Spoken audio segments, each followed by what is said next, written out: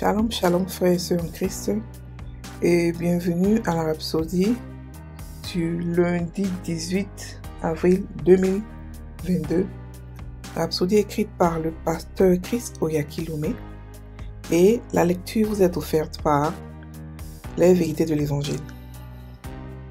Le thème d'aujourd'hui est « Il a préétabli vos sentiers » et le verset de Éphésiens 2, verset 10, la version amplifiée. Pour nous les francophones, c'est la version parole vivante.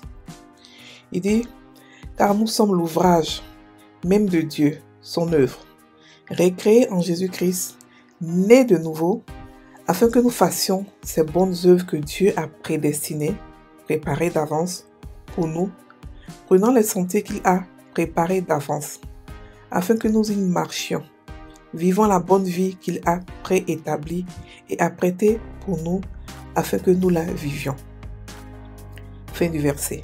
La version parole vivante. Alors le pasteur Christ dit, en tant que chrétien, Dieu a préparé votre sentier, le sentier que vous devez suivre dans la vie. La prédestination agit en vous. Prenez un moment pour penser à ce que nous avons lu dans notre verset d'ouverture. C'est si sublime. Nous avons été récréés en Jésus-Christ pour de bonnes œuvres que Dieu a préparées d'avance pour nous en pointant des sentiers qu'il a prédestinés. Cela veut simplement dire que votre vie suit un parcours. Vous n'êtes pas un accident. Il y a des gens qui sont sur un sentier qui est différent du sentier que Dieu a préparé d'avance pour eux.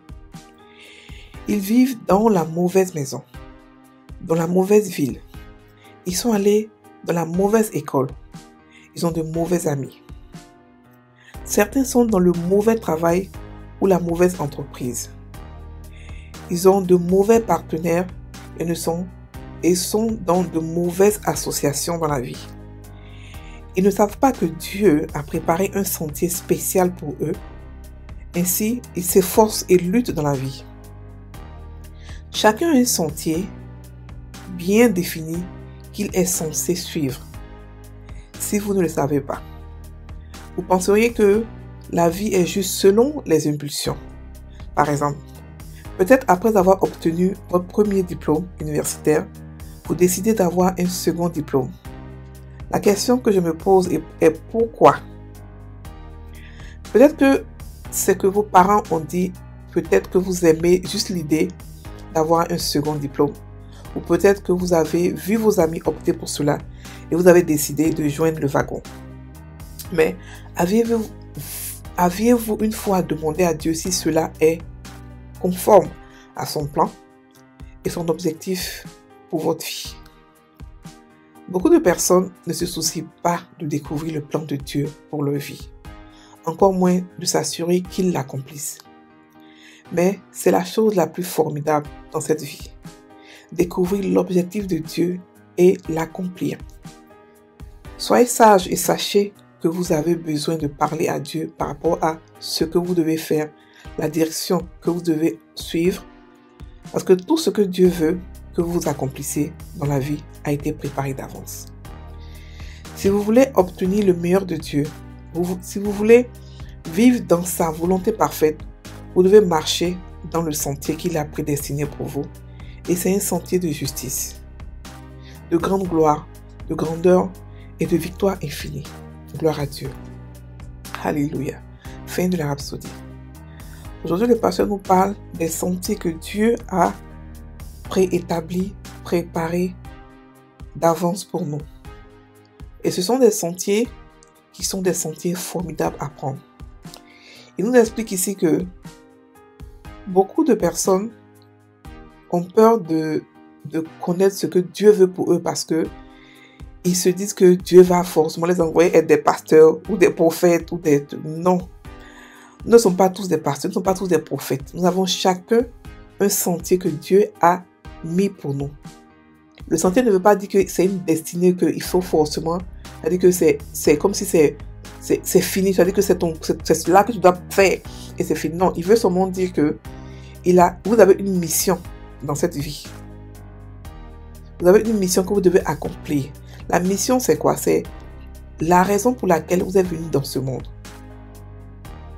Et le pasteur explique qu'il y a beaucoup de personnes aujourd'hui qui ne sont pas à la place où ils doivent être. Ils sont ils sont pas dans le boulot qu'il faut. Ils ne sont pas avec la personne qu'il faut. Ils ne sont même pas dans le quartier qu'il faut. Ils ne sont même pas là où, c'est-à-dire qu'ils sont opposés complètement à là où Dieu a préparé pour eux. Écoutez, les riches de ce monde, qu'est-ce qu'ils font? Ils préparent des compagnies pour leurs enfants. Ils créent des compagnies. Et ils préparent leurs enfants à pouvoir prendre le pouvoir dans leur compagnie. C'est pareil pour Dieu. Dieu a préparé des choses extraordinaires pour nous, ses enfants. Et il veut que nous marchions dedans. Il veut que nous marchions dans sa volonté parfaite. Et pour que cela se fasse, il faudrait que nous-mêmes, nous puissions lui poser la question. Nous-mêmes, nous soyons intéressés par la raison pour laquelle nous sommes venus sur cette terre. La question la plus importante que chacun de nous va demander à Dieu, c'est la question de quelle est ma mission? Pourquoi suis-je né? Quelle est la solution que je suis venu apporter dans ce monde? Aucun de nous n'est né comme ça au hasard. Que tu sois né d'un viol, que tu sois né d'un inceste, que tu sois né de n'importe quelle manière que tu es né, tu as de l'importance pour Dieu et tu es venu dans ce monde par rapport à un cri de cœur. Tu es venu dans ce monde pour être la solution à un problème. Donc il faut demander à Dieu, quelle est ma mission? Pourquoi je suis sur cette terre? Comment entrer dans ma mission? Parce que beaucoup savent connaître leur mission et ne savent pas comment entrer dedans. Comment sortir de leur zone de confort pour réellement commencer à marcher dans la mission. Frères et sœurs en Christ, marcher dans sa mission est la chose la plus belle qui puisse vous arriver. Ça donne un sens à votre vie. Vous vous sentez vivre, vous vous sentez réellement important dans ce monde-là. L'argent n'est pas ça qui est l'importance. L'argent ne peut pas vous donner ce que la mission vous donne. La mission vous donne un réconfort d'abord, une sécurité, en sachant que vous êtes en train de faire le boulot que Dieu vous a demandé de faire. Et ensuite, elle vous donne un certain, parce que la mission est toujours accompagnée d'un service pour les gens, d'aider, d'envoyer des solutions. C'est là que vous devenez une source de bénédiction. Quand vous commencez à aider des gens, quand vous commencez à donner votre temps, servir, montrer l'amour de Dieu au monde. Parce que beaucoup de gens ont une idée erronée de Dieu. Et nous qui sommes la solution, nous venons apporter la solution, nous allons apporter la compassion et l'amour de Dieu par notre mission. Et c'est pas nous tous, comme je l'ai dit tout à l'heure, qui sommes forcément pasteurs ou évangélistes ou ceci. Beaucoup d'entre nous ont des talents en dehors de l'église. Mais ça ne veut pas dire qu'on va pas toucher les gens dehors. Non. Parce que le monde a beaucoup d'activités, le monde est grand. Et nous les chrétiens, nous devons être chacun à sa place, là où nous devons être, pour pouvoir apporter, pouvoir mener des non-chrétiens dans le royaume de Dieu. Et entre nous, il y a des astronautes, il y a des chanteurs, il y a des danseurs, il y a des politiciens, il y a des businessmen, il y a des entrepreneurs, il y a toutes sortes de choses entre nous, les chrétiens. Donc il n'y a pas de raison à ce que le monde soit sans connaître Jésus. Parce que nous sommes nombreux et nous apportons Jésus partout où nous partons. Parce que nous sommes marqués par son sceau. Il est devenu un avec nous, il habite en nous. Donc frères et sœurs, cherchez votre mission et marchez dans la volonté parfaite de Dieu. Aucun de vous n'est venu sur cette terre pour souffrir. Non. Dieu a préparé un chemin. Dieu a préparé un sentier rempli de bonnes choses pour vous. Ça ne veut pas dire que non, qu'il n'y aura pas de difficultés dans ce que vous allez faire. Mais ça veut dire que parce que vous aimez la chose que Dieu va vous donner à faire, vous n'allez pas voir les difficultés comme des excuses pour pouvoir vous arrêter. Vous allez être passionné par votre appel. Vous allez être passionné par votre mission. Alléluia. Donc découvrez où Dieu veut que vous soyez. Découvrez ce que vous êtes en Christ. Découvrez la mission de votre vie est la chose la plus importante. La question la plus importante que vous allez demander à Dieu et qui va vous répondre. Et il vous répond, Dieu répond toujours. Moi, mes prières préférées sont des prières questions. Parce qu'il répond toujours aux prières questions. Il va forcément vous répondre. Parce que c'est pour cela que vous êtes venu sur cette terre.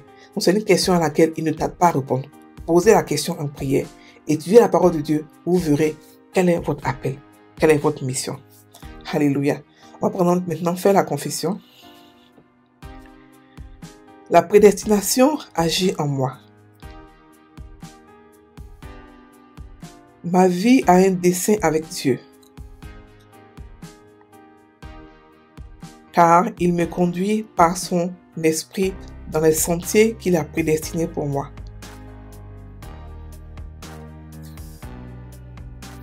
Tout ce dont j'ai besoin pour accomplir tout ce que Dieu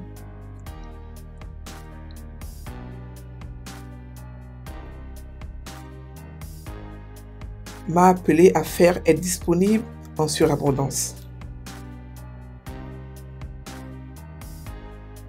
Je suis conduit dans les sentiers du succès,